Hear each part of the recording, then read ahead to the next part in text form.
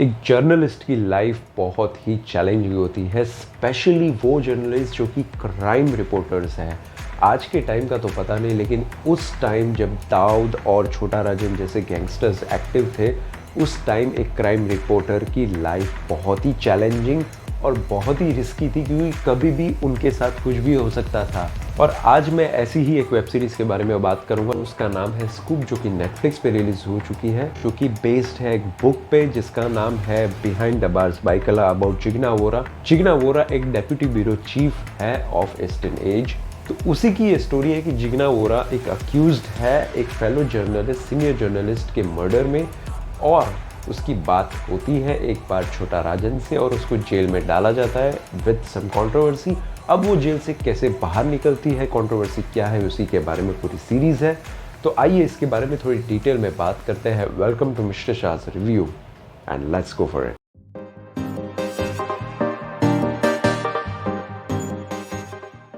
सबसे पहले इस सीरीज में परफॉर्मेंस की बात करें तो ये बहुत बड़ा सेलिंग पॉइंट है इस सीरीज का, क्योंकि करिश्मा तन्ना, जो कि बहुत टाइम से हमें कुछ मूवीज में छोटे रोल में दिखी, उसका टैलेंट यहाँ पे निखर के आया है just because of Hansal Mehta. Hansal Mehta एक ऐसा इंसान है जो प्रतीक गांधी को इतना बड़ा स्टार बना सकता है बाय स्कैम 92। करिश्मा तन्ना से तो वो डेफिनेटली एक्टिंग चूज के निकालेगा, और बंदी ने इतना नेचुरल एक्टिंग किया है कि you literally feel that Jigna Vora ऐसी ही होगी। गुजराती एक्सेंट हो, हिंदी एक्सेंट हो, उसकी जो बिहेवियर है, बॉडी लैंग्वेज है, फेस एक्सप्रेशन है, हर चीज़ बहुत ही नेचुरल थी। एज़ यूजुअल मोहम्मद ज़ीशान आयूब, ये बंदा कोई भी सीरीज़ में होगा ये नेचुरल एक्टिंग ही करेगा, उससे कभी कोई फेक एक्टिंग होती ही नहीं है। उसको आप पर्दे पे देखोगे, सीरीज़ में देखोगे, ही इज़ ऑलवेज नेचुरल, तो उसके बारे में तो कुछ कहने को है ही नहीं। एक और एक्टर है जो कि बहुत बड़ा सस्पेंस और सरप्राइज़ है, और उसको आप पूरी सीरीज़ में देखोगे लेकिन पहचान नहीं पाओगे कि कौन है।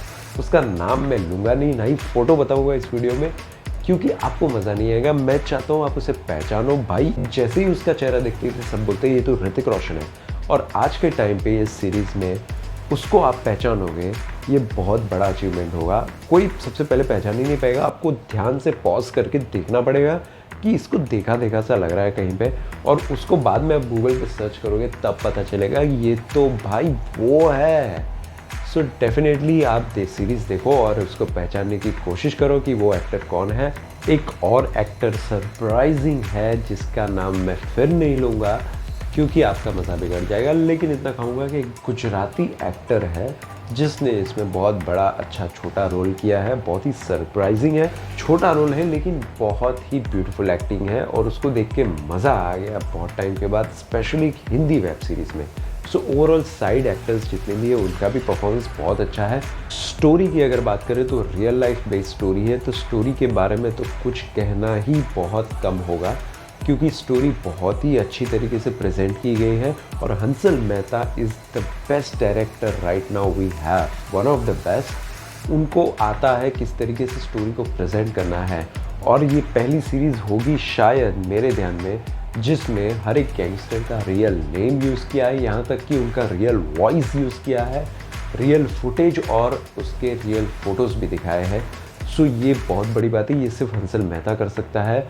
तो स्टोरी इस वेब सीरीज़ की बहुत एंगेजिंग है, नॉट एट ऑल बोरिंग है। स्क्रीन प्ले भी बहुत एंगेजिंग है, स्टोरी रियल है, तो आपको पकड़ के ज़रूर रखेगी ये वेब सीरीज़, क्योंकि आप रियल लाइफ बेस्ड स्टोरी देख रहे हो तो आपको जानने की हमेशा एक्साइटमेंट होगी कि ये सीरीज़ का क्लाइमैक्स क्या होगा। सीरीज़ के एपिसोड 6 है, बहुत ही जस्टिफाइड है। सीरीज़ में सब कुछ अच्छा है, लेकिन कुछ चीज़ें जो अच्छी नहीं है वो है इसका नरेशन। नरेटिव सीरीज़ का बहुत बड़ा ड्रॉबैक है। जब भी ये लोग किसी कैरेक्टर का नाम यूज़ करेंगे, आप पहले तो याद रखेंगे लेकिन बाद में भूल जाएंगे कि ये किस कैरेक्टर के बारे में क्या बात कर रहे हैं।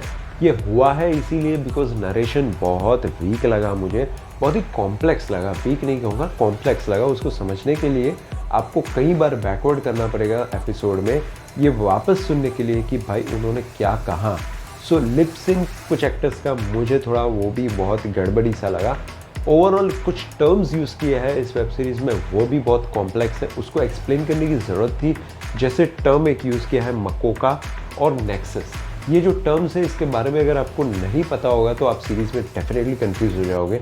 मैंने खुद इस सीरीज़ को पॉज करके गूगल में जाके सर्च किया कि मकोका का मतलब क्या है, नेक्सस का मतलब क्या है। तो नेक्सस तो मैं आपको बताता हूँ, एक कनेक्शन, दो लोगों के बीच में अगर कोई नेक्सस है, कोई कनेक्शन है, तो ये होता है मतलब कनेक्शन मीन्स नेक्सस। मकोका का मतलब है ऑर्गेनाइज्ड क्राइम।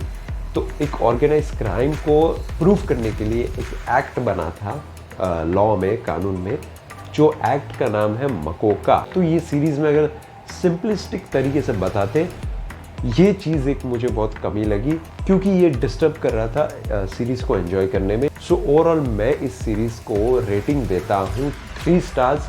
आप डेफिनेटली इसको देख सकते हो, वन टाइम वॉच है और देखना ही चाहिए। सीरीज़ के क्लाइमैक्स में छोटा राजन का फुटेज भी दिखाया है। बहुत सारे जो जर्नलिस्ट हैं उनके साथ क्या हुआ उनका भी एक छोटा सा फुटेज दिखाया है। जिग्ना वोरा का एक छोटा सा ग्लिम्स इंटरव्यू है, उनका फ़ोटो है।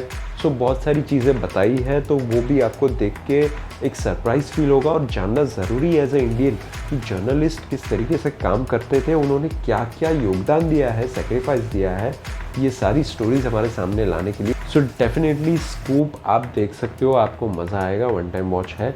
सो जाके एंजॉय करो। डिस्क्रिप्शन में है असुर सीजन 2 का रिव्यू, जाके चेक कीजिए रिव्यू और डिसाइड कीजिए आपको देखना है या नहीं। So thank you so much. अगर आपने ये वीडियो एंड तक देखा है तो प्लीज़ लाइक, शेयर और सब्सक्राइब करना मत भूलना। एक सब्सक्रिप्शन के बटन दबाने से एक मोटिवेशन मिल जाता है और आपको ऑनेस्ट रिव्यूज़ मिलते रहेंगे।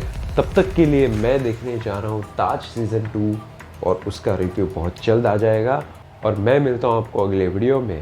Thank you so much. Good bye.